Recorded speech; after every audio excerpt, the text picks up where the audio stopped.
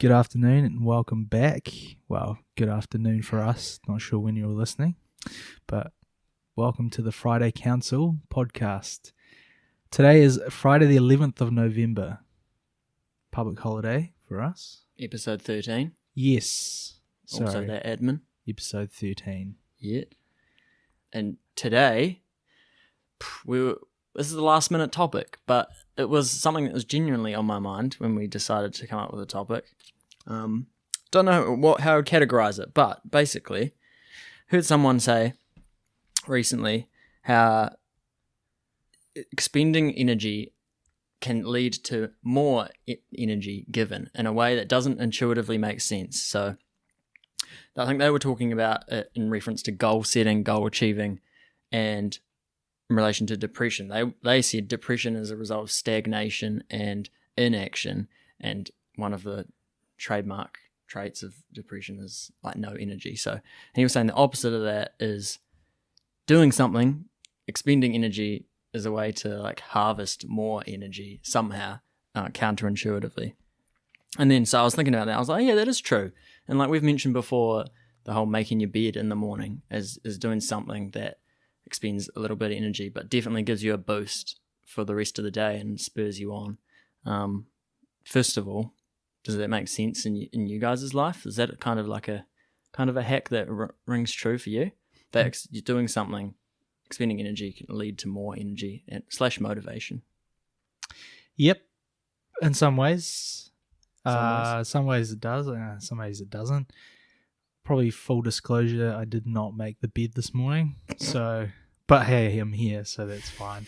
No. And how much energy do you have? I've got a lot of energy, but I did go for a walk this morning, and I felt that did give me a lot more energy, even though I was exerting energy. Yeah. Like it has kind of just set me up for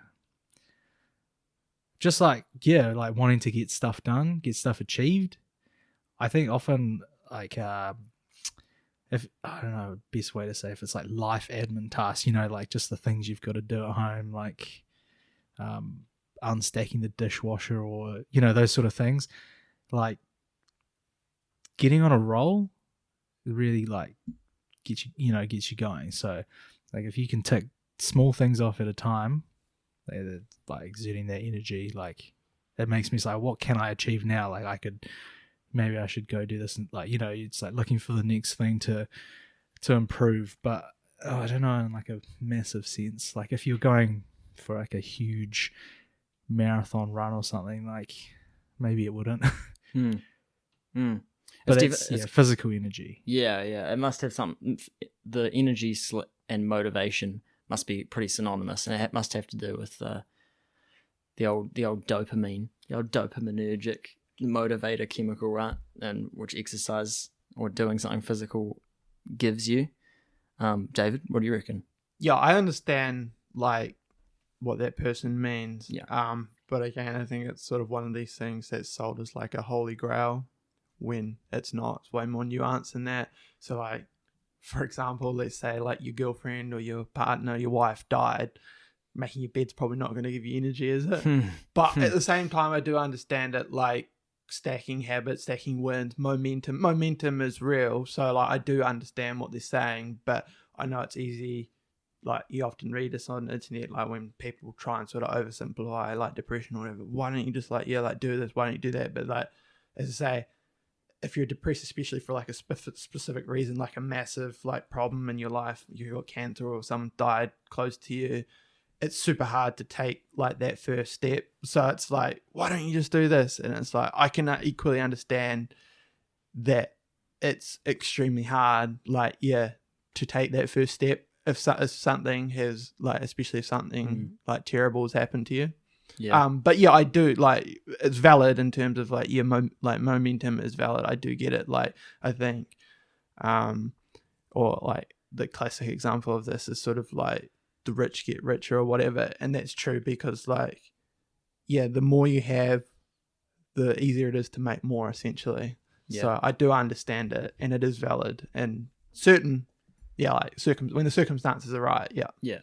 And it's interesting because momentum is definitely what it feels like, but it's definitely not the traditional like scientific equation of momentum. It's probably not a measurable thing. It's something to do with our whack ass brains. I think it does like make sense because what is it? The first law of thermodynamics or whatever? Objects in motion stay in motion. I think it is like scientific. If you're in a on a roll, you're like, whatever it is, you got a job promotion and you just got your first house and all these things are good. It's so much easier to keep that positive momentum rolling. And then equally, if you're in a downward spiral, you've just got a divorce, just lost heaps of money. It's so much harder to stop that because then it's, I'll just have a few drinks and then you become an alcoholic and then you lose your job. And very specific examples you're given there. Yeah, well, there are probably some very common examples that I think happen to a lot of people in our society. So I think it's valid both ways, and then it's super hard to stop it one way or the other. If you're in a downward spiral, super hard to stop. If you're in an upward spiral, probably it's easier to stop the upward spiral, but if you're in an upward spiral, it's still, you can very much latch onto that and kill it. And I would also say, I think as someone who's experienced both of and I think probably everyone experiences them, don't be realize that you're never always going to be in an upward spiral. I think that's the cycles of life. Roll with it when you're in an upward spiral, make the most of it, but realize that it will come to an end eventually, and you will go through shit cycles, and then realize that shit cycle will come to an end eventually as well. I think that's one of the hardest things is you sort of desperate to if you're in a downward spiral, maybe just accept you're gonna have a shit a couple months or whatever. Don't beat yourself up about it. I think that's what I'm getting at. It's good advice. Yeah, also with what you're saying, with momentum, generally people who seem to be well driven and motivated, if you're looking from an outside perspective, other people say you've earned, you're a millionaire now, why do you need to keep doing what you're doing? But if you take your foot off the gas and become stagnant, it's very easy to just, it could flip a switch at any moment and then momentum can go down, kind of like a snowball, or avalanche, picks up, it could easily keep going. So I think, be aware, in the time, when things are going well, keep your foot on the gas, because I think you're probably more likely to see different opportunities or different, you have the lens of victory, but you're probably more aware of things you can achieve and grow on. Yeah, definitely. It related into the second point I was going to make leading on to it, but the momentum, it seems to making your bed puts you in the mind state, basically in a different reality where you're achieving these admin tasks, and it's easier to keep achieving the admin tasks because you're in that frame of mind, basically. Same with the rich people getting richer. They're in that generating wealth state of mind, which is completely different to wage slaving or losing money state of mind.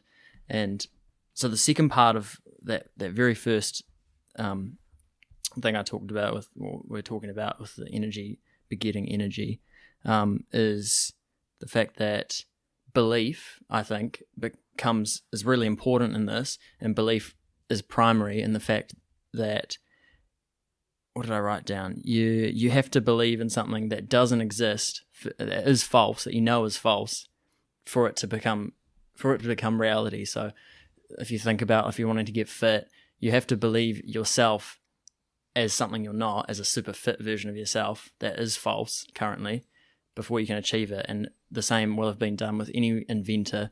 I think of a generic invention like the light bulb. Whoever invented that, maybe it's not explicitly Thomas Ed, I don't know.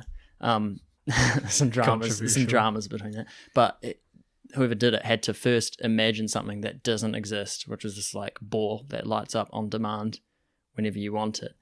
And so belief, super important with that, relating to the mindset of achieving things and getting into that. You almost have to believe that it's possible to get into that mindset, whether you're doing that consciously or not.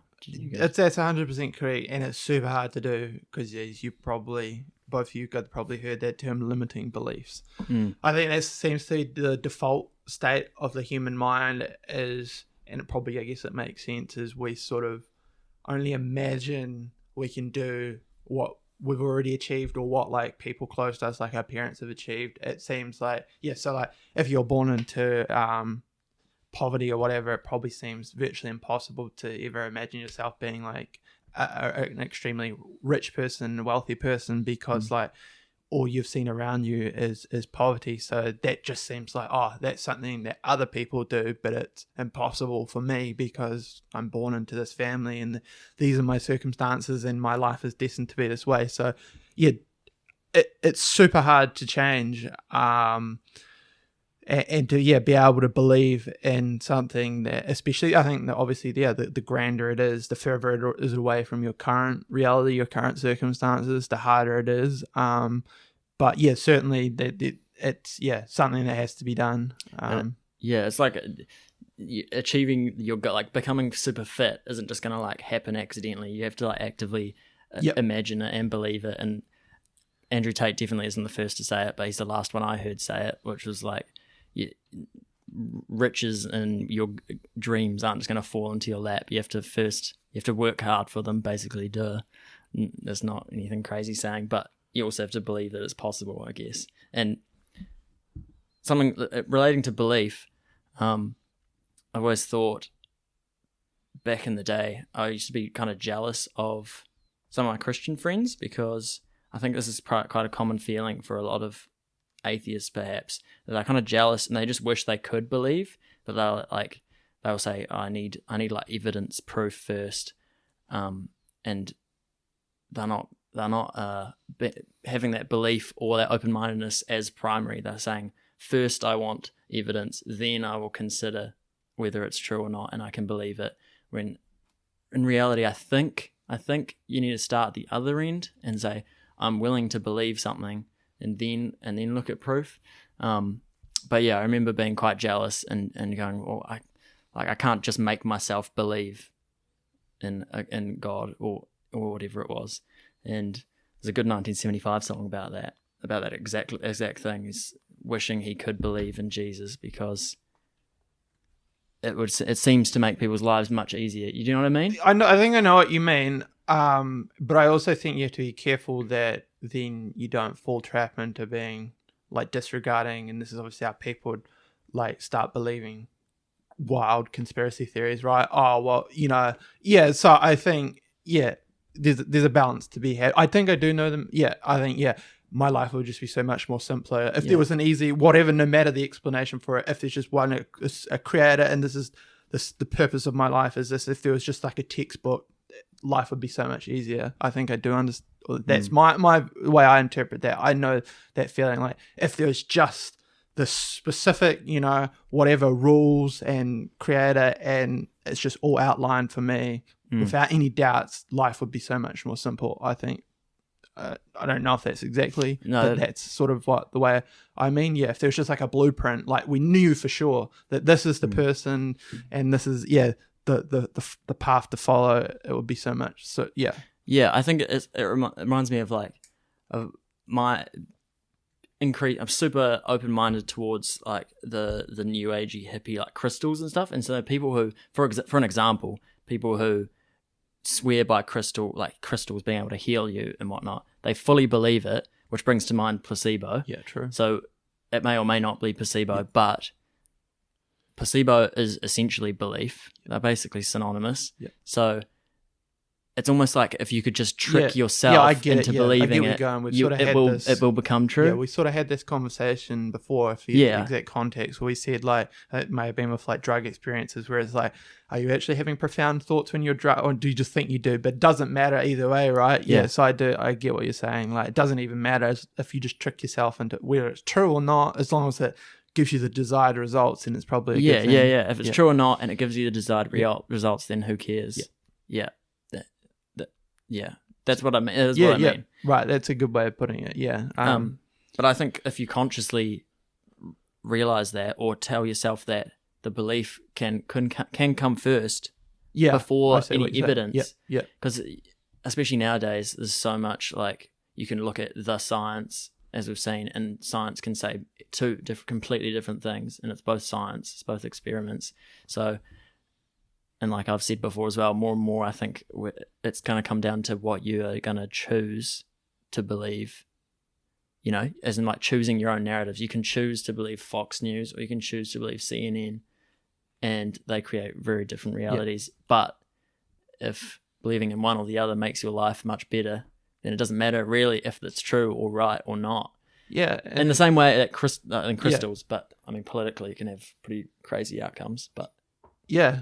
And there probably is, I think, there probably is something to that. Like, I think no matter who we are, we probably tell ourselves all sorts of stories every day, which to someone else might be completely bullshit, but they're the stories that we tell ourselves to get ourselves through our lives. And yeah, we form our opinions based on our life experiences, which to other people may be crazy, but that's it. You can, as you say, like you can have two polar opposites and they both can essentially be valid. You know, there's no one single path to life, essentially. Yeah, like believing whether the earth is flat or round on the day-to-day. Like if I believed it was flat, rather than suggesting anything, if I believed it was flat, say, and you believed it was round, our lives would be in the exact same spot probably as we are now, you know.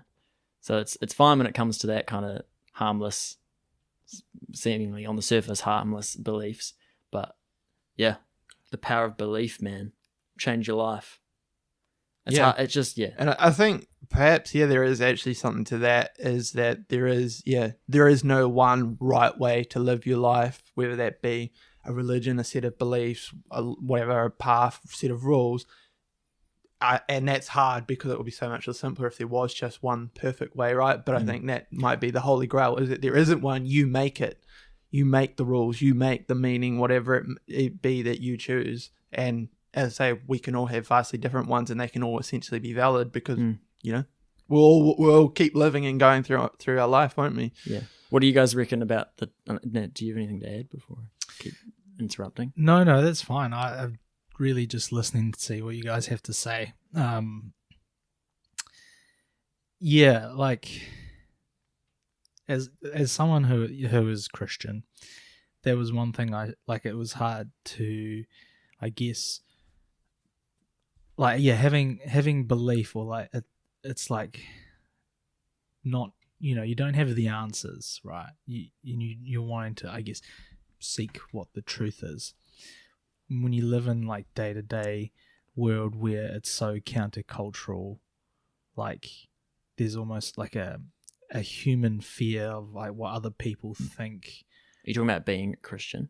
Yeah, and that could be the same for like any religion. It's like, well, you know, for example, like if I were to say like I am, like it might change what people perceive of you, or they might put you in a box, or like they've already made their mind up about who you are based on that factor of your life. It took a while to, I guess, really break that wall down and think like, well, it doesn't actually matter what you think, like, because we'll have our own lives. We're marching, you know, to our own beat of the drum, but I still think like even though we have differing opinions and differing beliefs, like we are still, there's that human element like of just needing to respect each other for what we think or what we don't agree. Like there'll be times where I think someone might bring up something which I think is just completely out the gate, and I like, oh man, like that's just silly, but I still think, you know, you're entitled to that belief. Is there absolute like truth? Well, I mean, I feel like we're all trying to find that, but at the same time, it's I think it's just have to be respectful of people's opinions. I'd say we are all seekers of the absolute truth. And do you think everyone is, though? Do you think everyone is actively searching? Or subconsciously searching for it? I'll make a controversial statement. I think stupid people aren't. Yeah, I think it's something to do. I think it's something to do, without tooting my own horn, I think it might be something to do with intelligence. I think, or a form of intelligence. I'm not talking about being like super intelligent. But or may have read this on the internet, and it makes sense. Or a good way to put this into perspective is, when you're a child, you're essentially dumb, right? You're way dumber than you are as an adult because your brain is, is half developed, and you don't, and that's it. A child's probably not a truth seeker, is he? You just don't care. You don't really care for it. Yeah. So you don't give a care if there's a god or a certain Santa Claus. I suppose. You enjoy. You don't care. But that's it. You don't even question it. If Santa's real or not, you wouldn't even think about that. You just believe it, you. So I think it's sort of possibly intelligence plays a question, and I see what you mean. I sort of see like examples of it where essentially, I don't know, like how to put it respectfully, but lesser intelligent people sort of live simpler lives because they're probably not. That's it. They're just like, when can I finish work and have a few beers and play Xbox? They're not really thinking, gee, what's the truth? What's the grand truth? Who's the creator? What's the meaning of life? They're probably just like, I don't give a shit. Like, I think it might be like an introspection thing. So maybe people are more prone to even like mental disorders such as depression. You're very self-referential when it like loops back, and you get like, if you have, I remember I've heard Jordan Peterson talk about depression being like a spiral down into like, very quickly it becomes about like, why do I exist? Very deep philosophical, like what's the point and what's the reason? And one of my favorite things that he said was that it's basically a scale problem, and I mentioned scale a couple podcasts ago, but that it's a scale problem in that there's no point, like the sun's going to burn itself out in a couple billion years, so there's no point to like what we're doing now. And he's saying that's an all wrong scale. Like, you're not going to find any meaning if you're thinking about a billion year time, like what you can do in a billion year time scale when the sun's going to burn itself out. And another example is, got to go smaller. Not intelligence, but wealth. And I guess I don't know if this is true or not, but I've read it and it does make sense in my head. But yeah, like wealth, like they say that like people who are living in poverty, because that's what they think about the next meal. And so that gives their life meaning, because they're not thinking about, the grand, like, gee, what's the meaning of life? And it's a good point. Is there multi-dimension? Are we in a multiverse? And all of this. They're just thinking, how can I earn enough money to put the next meal on the table? And so their lives become very simple. And I've read, and again, maybe this is bullshit, because I'm sure there's all sorts of suffering that come with extreme poverty.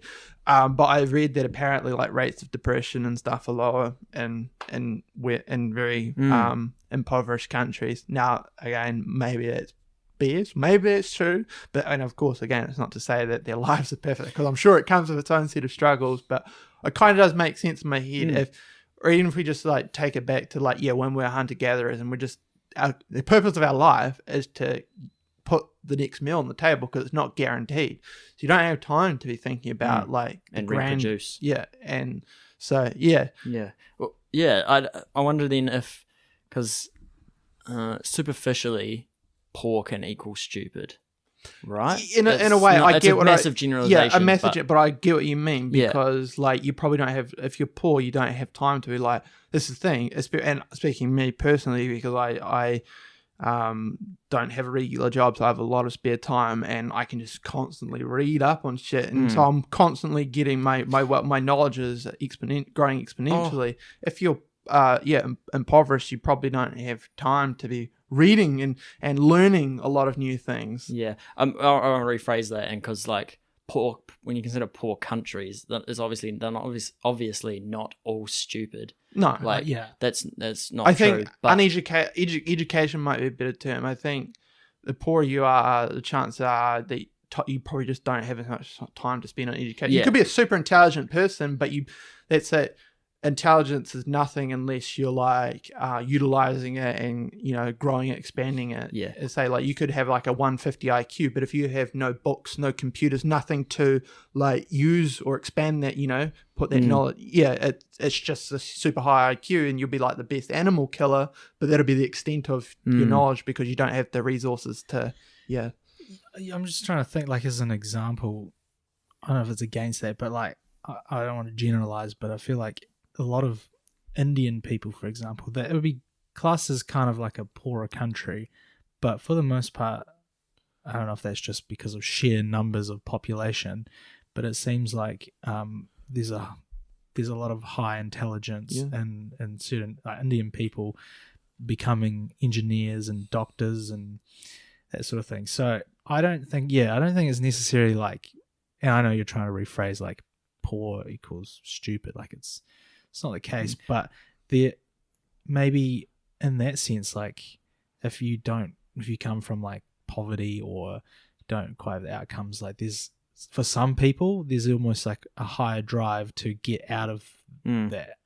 Yeah, that's not really I disagree with that almost as soon as I said it. I think what you're talking about is like when in first world countries, when like our basic needs are met, like Maslow's hierarchy of needs, when they're basically all met, as whether you're poor or rich in New Zealand, they're basically all met. Everyone's food, warmth, shelter, no matter if you're poor or rich in New Zealand.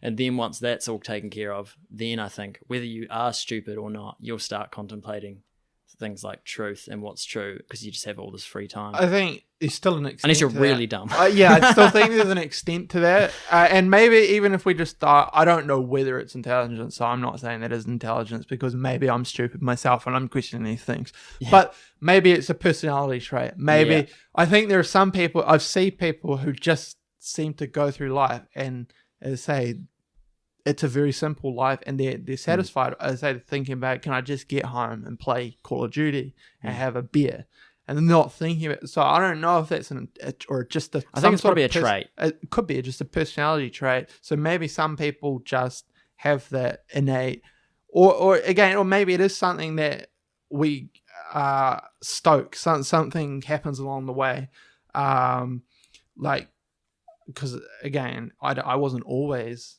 A great questioner of life. Some of it, as I say, it probably is the adult transitioning from child to adult, but there was also probably a point where maybe I just stumbled across like the right thing on the internet, and then I was like, and then one thing leads to another, and so maybe it's just, I don't know, something that is stoked along the way. You read something that, and then one thing leads to another. I don't know. It's like maybe it's like a curiosity. Yeah, curiosity. Trait, like, yeah. Okay, if that makes sense. Like I want to understand, or I read something.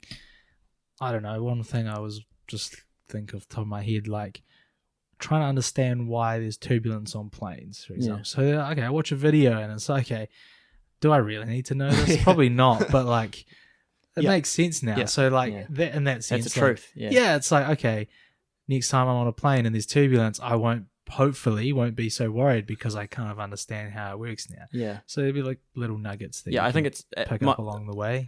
Yeah, I definitely think that makes sense. It's a curiosity trait rather than a measure of IQ. Whether it's that makes sense. Oh, glad we worked that out. Yeah, it's one thing I don't know if you guys have heard of. It's a company called Gallup, Gallup. So they do like polling. Yeah, polling and like analytics, and so a lot of companies there's this thing called strength finders, and so the premise basically is 32 different strengths. Some will be like relational based. I've got it here. I'll try and. It's like a personality test quiz. Yeah, like a personality quiz. Obviously, it costs money to do. I think I did it 3 or 4 years ago. I think they ask you like 250 questions, and you've got like 10 seconds to answer. It's like yes or no sort of things, or very short.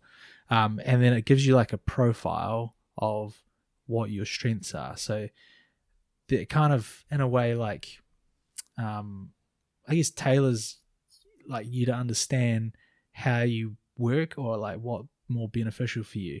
So I was just thinking like my top 5 strengths are more like relational based, which is kind of weird because I think I'm more like naturally introverted, but then at the same time like I kind of like seeing people, like working with people, and I find purpose and like, you know, like coming together now to do a podcast sort of thing. But one of them is like belief. And so I was trying to, while you guys were talking, I was trying to like look up belief. We were going on about it. And so just as like a little snapshot, so I'll just mention the belief theme. Like if you possess a strong belief theme You have certain core values that are enduring. These values vary from one person to another, but ordinarily your belief theme calls you to be family-oriented, altruistic, even spiritual, and to value responsibility and high ethics, both in yourself and others. These core values affect your behavior in many ways, give your life meaning and satisfaction. In your view, success is more than money and prestige. Provide you with direction, guiding through temptations and distractions of life toward a consistent set of priorities. Okay. So belief is could almost be put down to like a genetic almost. It's like you're kind of born with a certain ability to believe. Well, and this, I think what I was trying to gather from that is that depending on your strengths, like it might be a lot harder for you to have that trait, like belief. So for example, there's one on here which is called woo, and if that's like your top strength, basically like your I want to say your purpose, but you're really driven to like what other people think about you, and when you meet people, it's always about trying to set like the best first impression. So like I think that gives a good snapshot. I mean, it costs money, so I don't say go ahead and do it, but I think it makes you understand like how you operate in a way. Like it can be used in terms of like employment, like some companies use it, but that's why it's like people are super different. So just like as an example, this other one's called like strength type is responsibility. So that's my wife's top one.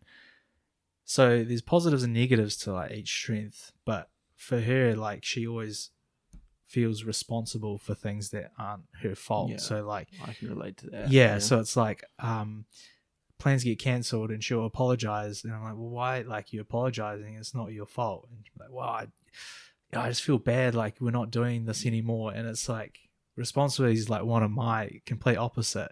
So like if I do something wrong, generally like I'm probably not quick to apologize or whatever because I don't feel like as responsible. Yeah. So right. like there's different strengths and weaknesses, but there's a book on it, and I recommend having a look at it or getting it out from the library or something. But I think what I was trying to say with that is just as us like people trying to like seek truth or understand like that. I think is a good example of how to find like what you're good at, what you're bad at, and then even like focus on your top strengths. Yeah. Are you saying as well, also maybe like that everyone's relationship to how they're going to go about finding truth is different based on what their innate skills are? It's not just one simple. Yeah. Because we all just very different. So I'm just trying to. What do you guys think about? If you can look that up, what do you guys think about the term "your truth"? Then, being that we've mentioned that, sometimes there might not be an objective truth, and it doesn't necessarily always matter if two people believe the different things. If their lives are both the same, like a flat Earth versus a round Earth, that's each of their truths. But the term "your truth" has obviously been a bit cringed out lately. I don't. To be honest, I haven't even heard that term before, but I think really? I understand. Yeah, I've never heard of it. But I feel like I've heard it all the time. It's like a big yas queen. It's your truth. I think I understand what it means. But even if I don't, I think this point will be relevant. I think like is it a chicken trying to get a spider through the glass?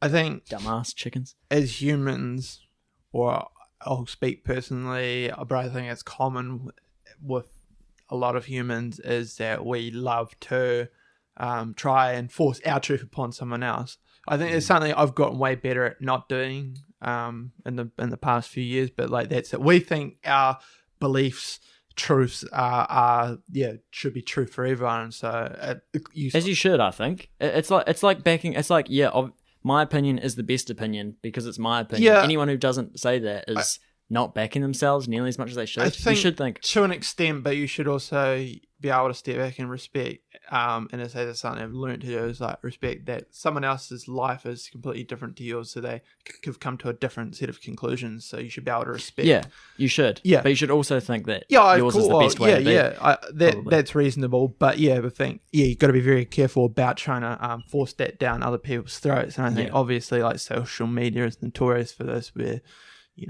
people get into arguments and they're just desperate to correct someone out. Like no, this is the way things are done. And I used to do that.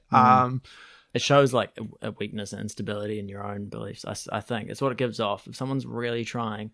Probably, it's like, probably. I think, probably. I think, or I don't, or I think it just perhaps a wisdom thing when you just come to like, let's say, be comfortable and like, this is my set of beliefs. It's good. Yeah, that's the way I view the world, and like, I don't need to force that upon other people. Yeah. I think you're just talking about like that term, your truth. I think it can kind of just almost be like a cop out in a way, like whether or not, depending on what it is. But if there's like a belief that there's an absolute truth, so I don't want to bring up examples, but like let's say like I don't think you exist, but that's my truth. But you're like, well, that's your truth, but then is that the absolute truth? Like, do you actually exist, or like, do you not exist, but you don't exist in my world? So sort of thing. Yeah, so, I know what you mean. That's the context that phrase is being used, where it's like it's like objectively not true. I think when they say that's where it can be very very hard, because there's times like, and still to this day, where I'm like certain that I'm right, I have the correct belief, but probably there's still a chance that I'm not right, or definitely there's a chance that I'm not right, even though I'm convinced that I'm right. So I guess if it's something like purely like black and white, like does the male sun and female? does the COVID vax stop you from spreading the COVID-19? Yeah, so Yes or no? is something like, does the sun rise in the morning? Does it rise in the east? Or Rise in the east, Yeah. set in the west. like yes, it does, unless you're trying. I suppose that could still be debated if you live in some alternative reality. or on the North Pole. No. Yeah. I don't know. Do waters have to drink? Do humans have to drink water to survive? Yes, we do. So like, that's fact. You cannot survive without drinking water. Oh, but I can drink like Mountain Dew. Yeah, but that's got water in it. Like, you've got to have some source of hydration to survive as a human. If you're telling me, oh no, that's fake news, that's a conspiracy, like, you're wrong. Like, because it's just no. But But is it a hill you're willing to No, die yeah. on? Or I think- is it worth like fighting for them to like show them like, this is I'm correct, like you're being stupid, or you just brush it off as like, well, you are entitled to that belief. Yeah, I think You're an idiot, but I'm going to respect you anyway. I think that's the way to You're deal an with it. idiot. And I also think like most things There's spiders in here. aren't as black and white as that. Like, say when it comes to like economics or something, like, I'm convinced that like my understanding of the way the economy runs is right. But it's still very much like, open to interpretation. So I think, you kind of just have to respect like, someone else has come to a vastly different conclusion than I have, and they could be right. I could be wrong as much as I think I'm right. Yeah. Also, I think part of growing up is realizing how difficult it is to change a human being, especially an adult human being's mind. Super It's hard. basically impossible. Yeah. Like, it's literally basically impossible. I think the only way to do it is we've said this before as well, to like live your truth as an example that, at the end of the day, someone's worldview is going to be usually slightly better or worse, and so if your one's turning to shit, only then you'll probably be like, maybe I should look at how so and so's living their life, because what they believe. Either that, or just their circumstances have to change. So say, for example, if you're like strongly against like businesses or making profits or something, and then all of a sudden you have a great business idea, your opinion of like how businesses should be run in tax will probably change really fast. You'll be like, wait, why is the government going to take that much money away from me when it was my idea and I put it on? Yeah. So I think, there's probably, either someone has to sit down and be like, the way my life is going is terrible. Let me look at another way. Or say their circumstances just have to change. They go from living, even if it doesn't have to be that extreme, it might be just they get their first job, or they graduate from their first job and they get a move up significantly. They go from working at Farmers to working for an asbestos company. All of a sudden their paycheck doubles, and it's like, oh, now I see things how other people see it, because no longer am I like struggling as much. And I see things in obviously you could have much more extreme ways of that. Like if you're a doctor who's done like 8 years or 10 years, whatever it is, and you're like hundreds of thousands of dollars in debt, and then you get your first gig, and all of a sudden you're making 6 figures every year, like, your worldview could change quickly, especially after a few years, like maybe not your first gig, but like when you get your second gig and it's a big pay increase, and you're like, now I understand how people, think differently to me. They don't, want to pay this much tax, or, whatever the other belief may be. Yeah. Yeah, it's like a realization that your old worldview doesn't line up with reality, with what's actually happening, with the objective truth. I was going to ask you guys, I was thinking, do you think belief is a skill that you develop, or like it's like a muscle that you practice, or is belief more like learning to trust yourself kind of thing? I've never thought about it until just now, but do you know what I mean? Like, can you say it again? Say it one more time? Is belief a skill, or like a muscle that you practice? Like you go oftentimes like I don't know. I don't know if you would agree. Say going to church is a practice, and that like meditation is a practice. You it's like a thing you do, and which belief is part of in religion. So is that something that like builds and your belief grows like a muscle the more you use it, or is it just like always there and you just are learning to trust it? If you know what I mean. I kind of do, and I don't know the answer. And this is kind of a tangent. But another thing I think it has to be careful if you like have super strong beliefs, whether it be in yourself or a worldview. I think you do also have to be careful to recognize when things change. I think this is where, say, like, you've manifested something crazy like a business or an invention, and so you think you're the shit right now, so now all my ideas are going to be great. I think that you've got to be careful of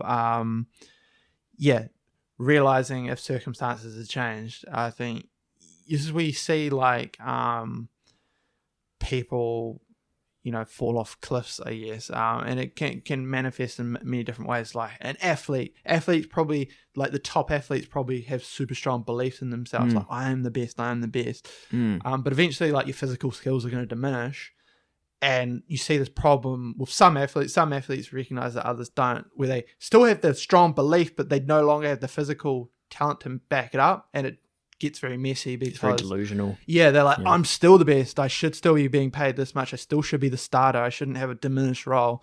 So I think, I say it was a sort of a tangent to that's but I think you have to be careful to not have so much belief in yourself that would essentially, I guess, become a delusion. You think you're the greatest, but you're just not. You may have been the greatest or been really good, but you're no longer. And I think you have to be careful to. And you have to sort of be humbled. I'm no longer the best. I'm still good, and I can still play a role, but I'm no longer the person that I was.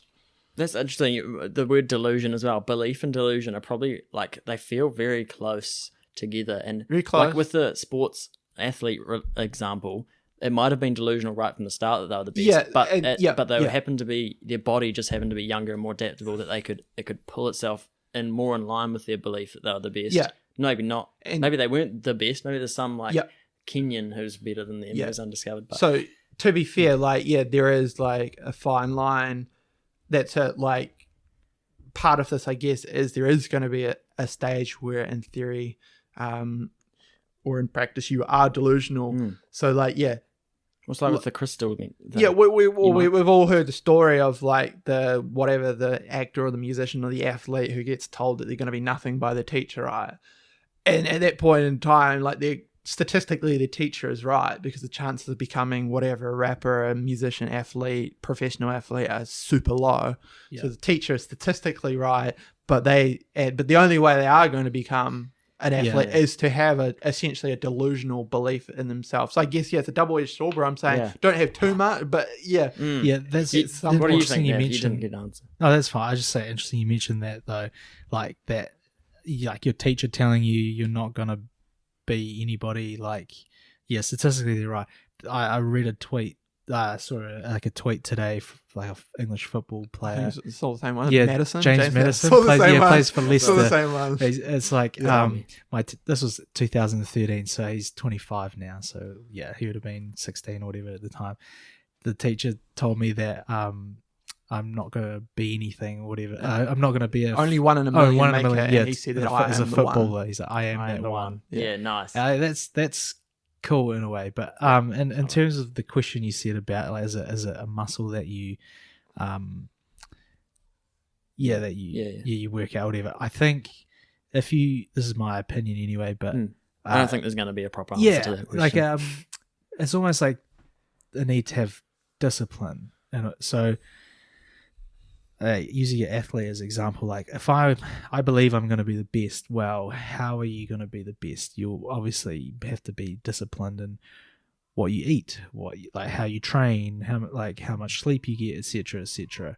So it's not just about like I'm the best. Like you do need to have discipline, and then that can be said the same for religion. So, for example, like if you're like a Christian or you believe in Jesus, well, it's like you can hold that belief, but naturally over time, if you're not like being disciplined, so I say reading the Bible, or going to church, or surrounding yourself with people like the same as you, well, then you're naturally quite highly likely to fall away from that. So you got to have discipline with that. It's not just, I believe, like you can make a blanket statement belief, but then you've got to have discipline to back it up over time. But then that being said, like I agree with David, depending on what it is, but you have to be open to change beliefs, because like at one point when I was a student, like this is like political beliefs, it's like, oh man, like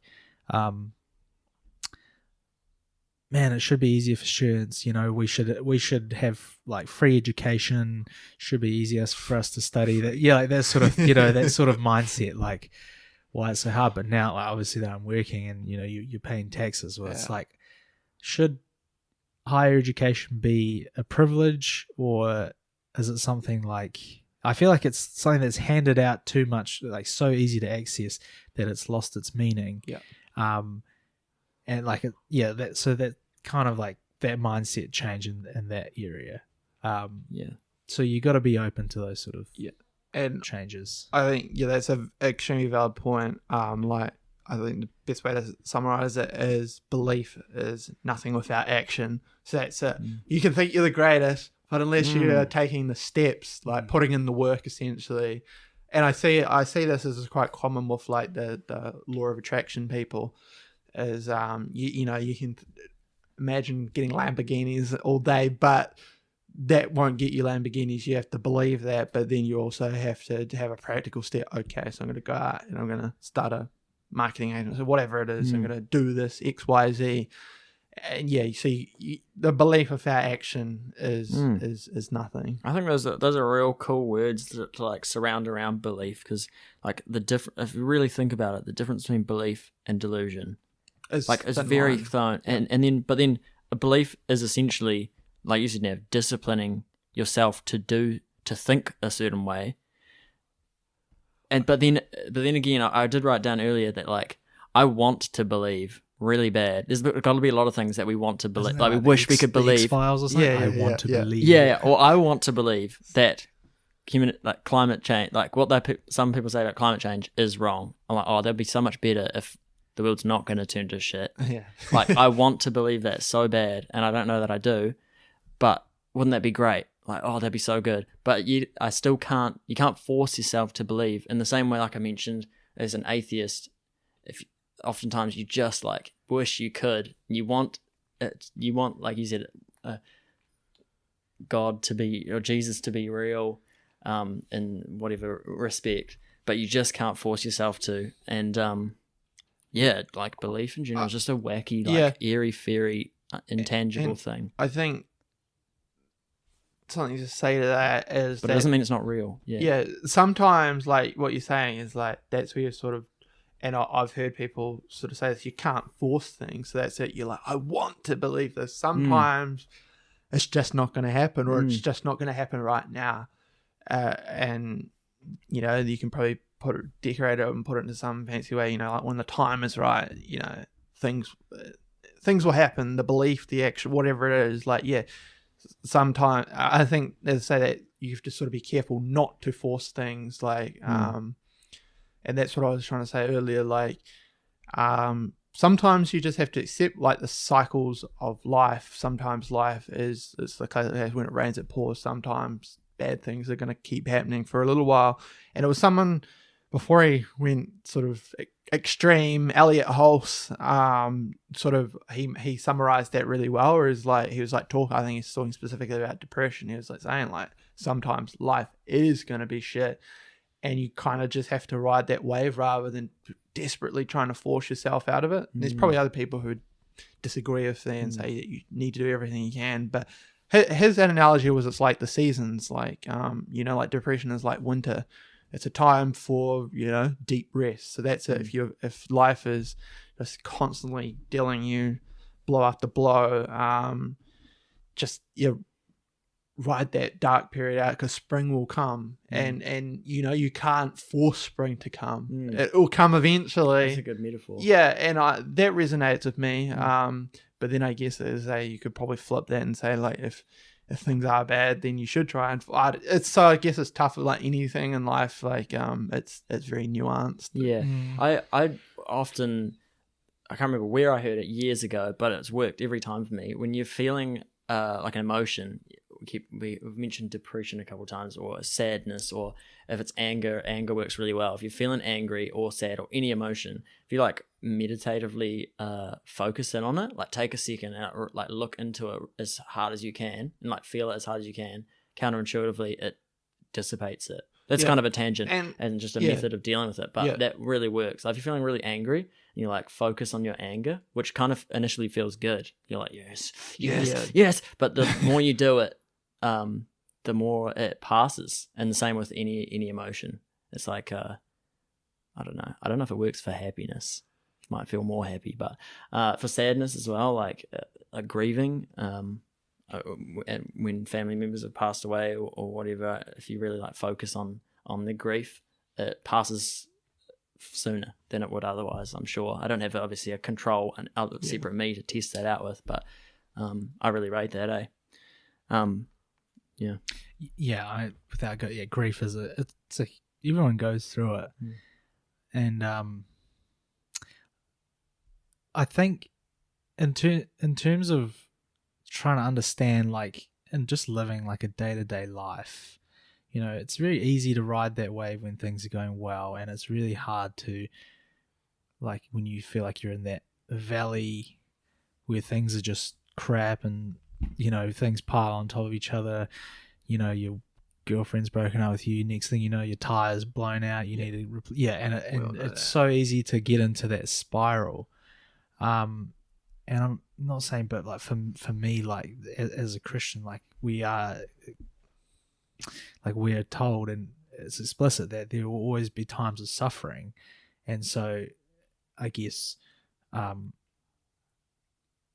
it's helped me in a way, like for me personally, like, well, I know it's going to happen, and these are just temporary times. Like there is scripture for that if you want to go into it, but like I know that these times, these times are like always, there's always going to be suffering. So this is just one anyway. It's Yeah, go, man. 2 Please. Corinthians chapter 4 Banger. verse 17. Banger. Depending on what version. This is English Standard Version. For this light momentary affliction is preparing for us an eternal weight of glory beyond all comparison. So, like, we know, like, we know as Christians we are going to go through times of suffering, but then there will always be like a harvest or whatever at the end of it. Yeah. Yeah, and beliefs. Oh, you go. Oh, sorry. All right, I'll go. For me personally, and I should say that my job is particularly volatile. It has swings. I mean, it's either I'm making unbelievable money or I'm losing unbelievable money. It's very rarely it flattens out in the long term, but it's peaks and valleys. Wall Street stock investor. Yeah, stocks and sports betting. But yeah, one of the things that, like, as I say, it sort of touches on that mentality of the seasons. So it's not that you ignore the pain. Like, it's sort of, I think a good way to put it is I often find it cathartic to write down my thoughts. So like, it feels like I'm doing everything right. It feels like I should be I should be getting results, but I'm not. I just find it's very cathartic to write it down and write it. It seems like I'm, and then like write things like, I understand, like, I am doing everything right or nearly everything right, and the results aren't coming, and that's just the way it is. And then, like, writing, like, I know eventually it will come. The bad run will come to an end. So it's not like ignoring or fighting those things. Yeah, it's very much embracing and being like, I know this is just part of life, and it's going to be bad, but then, like, eventually I'm going to be able to look back on this and all, like, it all makes sense. That is a belief, though, as well. The belief that that there is peaks and troughs, because it's entirely possible that your life will just all of a sudden take a downturn and never get better. It's entirely possible, right? Yep. So it is the belief that it happens for some people, that you can't prove that life is going to get better, and so that's why I was thinking beliefs being for those down times. Like, beliefs really come out good, and that's why I think a lot of people I've seen throughout my life who have become believers after a period of tough time, like really tough times.